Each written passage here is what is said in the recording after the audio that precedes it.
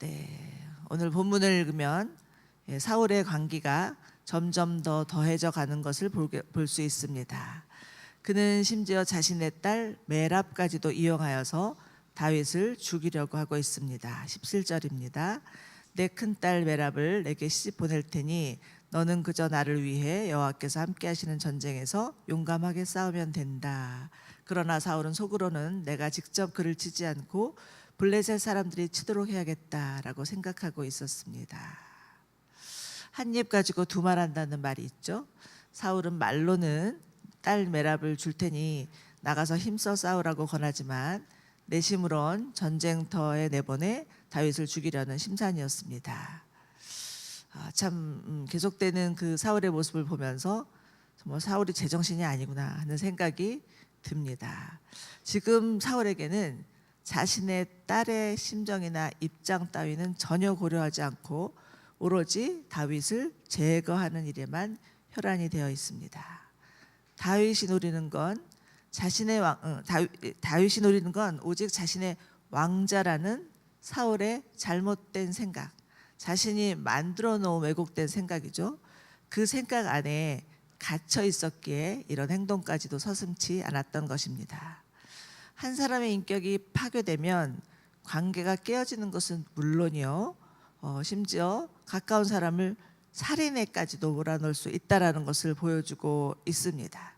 참으로 있을 수 없는 일이라 생각되지만 이런 일들은 인류 역사를 통해서 수도 없이 반복되어 왔습니다.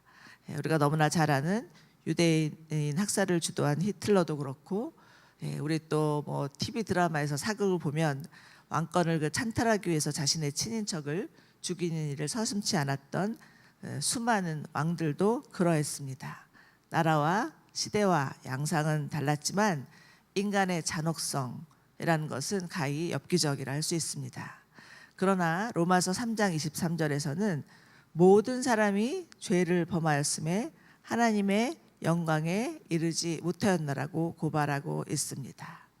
하나님을 떠난 인간은 죄의 덩어리라고 말할 수 있죠. 언제나 마음만 먹으면 무슨 짓이든지 할 수 있는 죄인이 인간입니다. 예수님이 이 세상에 오셔야만 했던 이유는 단 하나, 인간의 죄로부터 인간을 구원하기 위해서 죄 없으신 하나님의 아들 예수님이 대신 죽으러 오셨던 것이지요. 오늘 말씀을 보면서 참 사울의 이런 행동을 바라보고 비난하고 판단하고 욕하게 되지만 실은 또 로마서 말씀을 비춰볼 때 이것은 정말 비단 사울에게만 해당되는 것이 아니고 예수님이 이 땅에 오셔야만 했던 이유는 너 때문이 아닌 바로 나 때문임을 고백하지 않을 수 없습니다. 자, 그러나 사울의 음모를 알아차릴 수 없는 다윗은 그저 자신의 소신껏 대답을 하고 있습니다. 18절 보시면 제가 누구이며 제 혈통이나 제 아버지의 집안이 이스라엘에서 무엇이길래 제가 감히 왕의 사이가 되겠습니까? 라고 하면서 사양을 하죠. 다윗은 왕의 마음을 이용하여서 줄타기를 하고자 하는 생각은 손톱만큼도 없습니다. 오로지 하나님의 거룩한 나라가 블레셋 사람들에게 농락당하고 있는 꼴을 보는 게 너무 화가 나서 어떻게 해서든지 그들을 무너뜨리고자 하는 마음에만 집중되어 있습니다. 자, 이제 계속되는 사울과 다윗의 모습, 하나님과 함께하는 다윗과 하나님을 떠난 사울의 모습이 대조를 이루고 있습니다. 다윗의 관심은 오직 하나님과 하나님 나라에 있었고 사울의 관심은 오로지 자신과 자신의 나라에 있었습니다. 여러분, 하나님의 사람인지 아닌지 어떻게 구별할 수 있느냐? 그것은 그 사람이 맡은 직분이나 역할을 통해 알 수 있는 게 아닙니다. 그 사람의 태도나 행동을 통해서 충분히 분별할 수 있는 거죠. 교회의 어떤 직분자라 할지라도 그의 관심이 자신에게만 있고 자신이 하는 일에만 집중되어 있다면 의심해 보아야 합니다. 정말 저 사람이 하나님의 사람인가? 그러나 삶의 순간순간 하나님을 생각하고 하나님 나라가 이루어지기 위하여서 자신을 드리는 자라면 직분과 상관없이 하나님의 사람임에 틀림이 없습니다. 그렇기 때문에 우리들도 정말 어떤 직분, 역할, 사역에 집중하기보다는 하나님 사랑하고 하나님의 말씀 묵상하고 하나님의 뜻이 무엇인지를 분별하고 관심을 가지고 또 하나님의 뜻을 구하며 사는 자들이 되시기를 소망합니다. 사울은 다윗을 해치기 위한 모략을 그치지 않습니다. 메랍을 다윗에게 주기로 한 때가 되자 자신의 딸을 또 다른 사람에게 또 시집 보내버리는 일이 나오고 있는데, 그리고 나서는 또 둘째 딸 미갈이 다윗을 사랑한다는 것을 눈치채고는 이번에는 둘째 딸 미갈을 이용하여서 다윗을 죽일 음모를 꾸밉니다. 21절 보십시오. 그 아이를 주어서 다윗에게 덫이 해서 블레셋 사람들의 손에 죽게 하겠다라는 생각을 합니다. 자신의 어린 딸의 순수한 사랑마저도 이용하려는 사울의 속셈이죠. 그는 악한 영에 사로잡혀서 정말 악한 영의 하수인에 불과할 뿐이지 이스라엘 왕으로의 모습은 껍데기뿐이었습니다. 자, 이와 같이 여러분 이 사울의 모습을 보면서 사울 안에 있는 악한 영이 그 목표는 사랑하는 가족의 관계를 이간질하고 파괴하고 살인까지도 서슴지 않는 데 있습니다. 인간의 이기심과 욕심을 이용하여서 무너뜨리려고 하는 것이 사단의 속셈인 것이죠. 여러분, 인류 최초의 살인 사건이 어디에서였는지 잘 알고 계시죠? 가인과 아벨. 가인은 동생 아벨을 들러 데리고 가서 쳐 죽입니다. 그러고는 하나님께서 자신의 제사를 받지 않았다고 분노하고 있죠. 동생에 대한 시기와 질투가 급기야는 동생을 살인하기까지 몰고 갑니다. 그러나 반대로 또 성경에는 이러한 또 불행한 일들만 나오는 것은 아닙니다. 하나님께 붙들린 한 사람을 통해서 거대한 어둠의 세력을 꺾을 수도 있음을 보여주고 있는데, 그 한 예로는 요셉이죠. 요셉도 형들의 시기와 질투 때문에 죽을 뻔하였고 애굽의 종으로 팔렸고 감옥살이를 하는 고통을 당해야 했지만 자신의 인생이 하나님의 손에 달려 있음을 믿고 끝까지 신실하게 하나님을 바라보고 형들을 용서하니 하나님께서 그를 높이셨고 그의 가족뿐만 아니라 이스라엘의 생명까지도 구원하는 놀라운 일이 벌어집니다. 여러분, 예수님이 이 세상에 오심도 시기와 질투와 증오로 얼룩진 인간의 죽음의 역사를 하나님의 생명의 역사로 전환시키기 위함이셨습니다. 우리가 그렇기 때문에 예수를 믿는다는 것은 죽음에서 생명으로, 어둠에서 빛으로 옮겨지는 놀라운 은혜입니다. 우리에게 생명 주시기 위해서 오신 예수님, 그 예수님을 묵상하며 진심으로 감사하는 오늘 하루가 되시기를 바랍니다. 자, 그러나 다윗을 죽이고자 하는 음모는 좀처럼 사그라들지 않습니다. 23절 보십시오. 사울의 신하들이 사울의 명령을 받고 미갈과의 결혼을 권하는데요, 다윗의 반응은 한결같은 마음으로 나같이 천하고 가난한 사람이 어떻게 왕의 사위가 되겠느냐, 그것이 쉬운 일인 줄 아시오라고 말합니다. 여러분, 한번 인간적으로 생각해 보십시오. 왕의 사위가 된다는 것은 다윗의 인생에서 절호의 찬스가 될 수도 있는 일이었습니다만 그는 이러한 인간적인 기회를 엿보지 않습니다. 자신의 분수를 알았고 필요 이상의 헛된 꿈을 꾸지 않았던 거죠.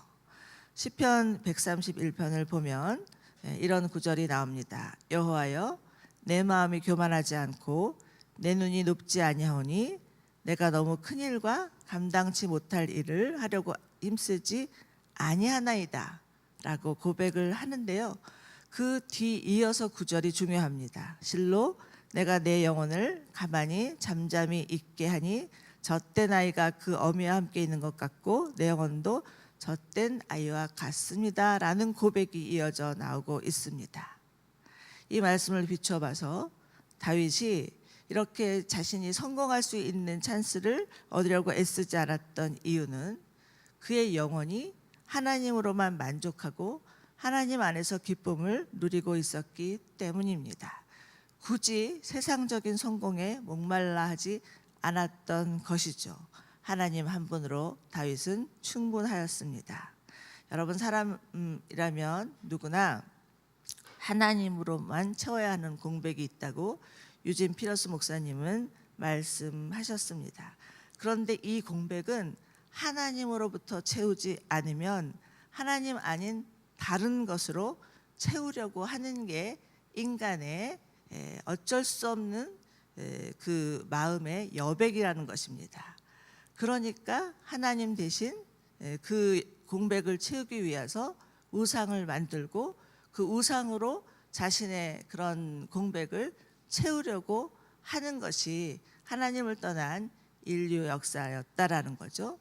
하나님 대신 우상을 만들어서 자신의 영혼을 만족해 하려고 하나, 그러면 그럴수록 그 마음의 공허함은 더할 수 있습니다. 사울이 바로 그러한 모습이 아닌가라는 것을 묵상하지 않을 수 없습니다. 그러나 다윗은 하나님으로부터 만족했기 때문에 세상 것에 연연하지 아니하였고 오히려 자신을 낮출 수 있었습니다.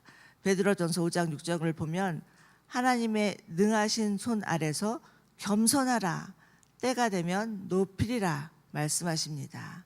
하나님께서 다윗을 이스라엘의 차기 왕으로 지목하셨던 것은 하나님 앞에서 자신을 낮추는 다윗의 겸손 때문이었습니다. 그러나 다윗의 말을 전해 들은 사울은 또 다른 음모를 꾸미는데요. 25절 보십시오. 블레셋 사람의 표피 100개를 가져오면 미갈을 주겠다는 말을 던집니다. 이번에는 사울의 충성심을 이용하는 거죠. 그 충성심을 이용해서 죽이려고 한 것이었습니다. 아니나 다를까 다윗은 이 말을 전해 듣자 그렇다면 내가 왕의 사위가 되겠노라 라고 흔쾌히 대답하고는 즉시로 나가서 블레셋 사람 100명이 아닌 200명을 죽이고 그 표피를 가져다가 사울에게 갖다 바칩니다. 아무리 사울이 다윗을 죽이려 해도 그러면서 갖은 음모, 갖은 모략을 꾸민다고 할지라도 하나님은 그를 보호하셨을 뿐만 아니라 이 기적과 같은 성과를 안고 돌아오게 하시는 반전의 하나님이십니다. 여러분, 생명은 하나님께 달려있는 것이지 사람이 어찌할 수 없습니다. 제 아무리 사단이라 할지라도 생명만큼은 함부로 건드릴 수 없다라는 것이죠. 그러니 서로 죽을 것 같은 상황이 온다 할지라도 이제는 끝이구나 라고 생각할 필요가 없습니다. 하나님이 살려주시면 사는 것이고요. 이제 그만 내게로 오라 하시면 가는 겁니다. 제 아들이 몇 년 전에 그 심낭염으로 수술을 여러 차례 하고 한 2년간 아주 힘든 시간을 보낸 적이 있었습니다.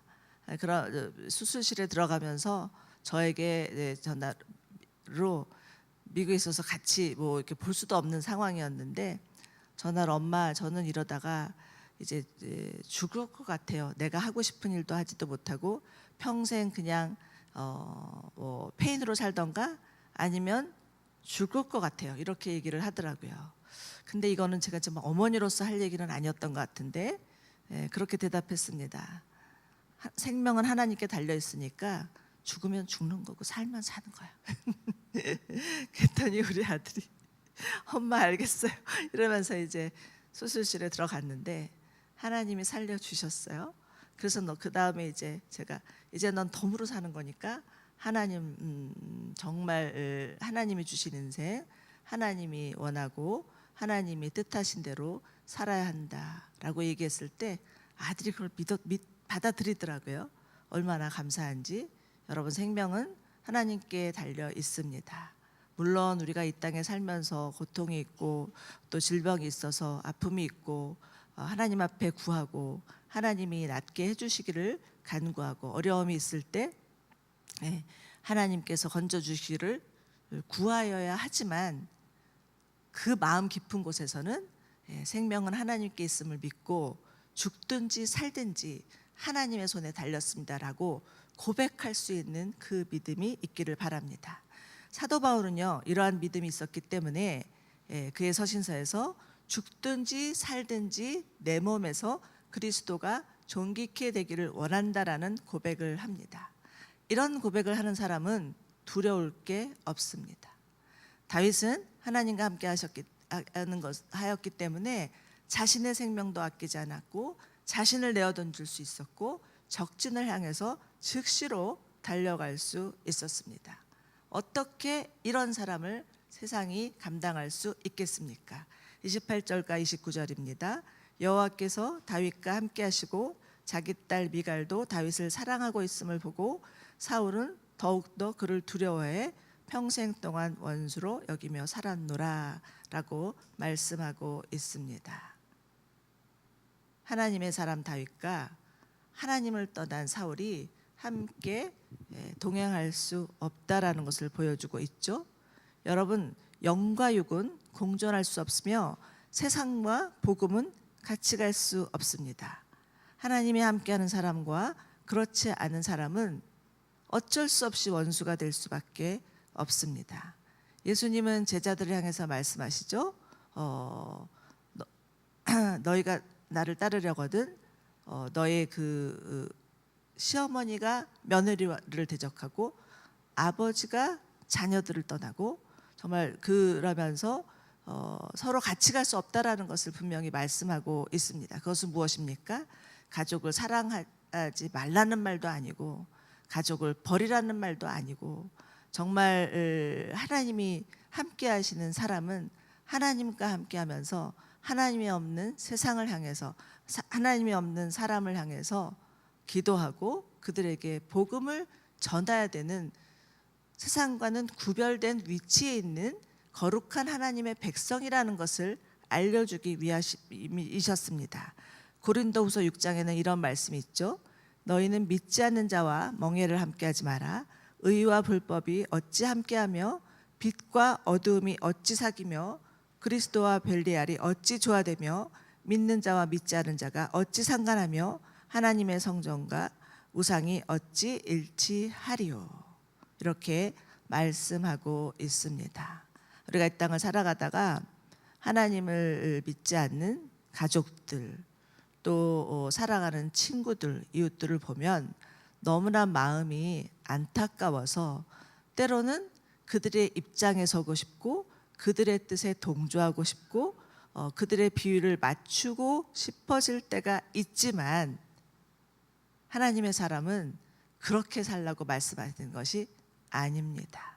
하나님의 사람은 하나님의 말씀을 붙잡고 그 안에 복음이 있어서 정말 세상을 향하여서 하나님을 알지 못하는 사람들을 향하여서 복음을 전하고 그리스도의 사랑을 전하라고 부르신 사명이 있는 자들입니다. 그렇기 때문에 때로는 세상과 원수될 수 있고 가족과도 원수될 수 있고 친구들하고 또 원수가 될 수 있는 지경에까지 갈 수도 있지만 하나님은 그런 상황 가운데 있는 우리들을 통해서 복음을 전파하게 하시고 하나님 나라를 이뤄가는 하나님의 사람으로 세워주실 것을 믿으시기 바랍니다. 우리는 세상에 나아가서 복음을 전해야 되지만 세상 사람들과 함께 멍에를 질 수 있는 자들이 아닙니다.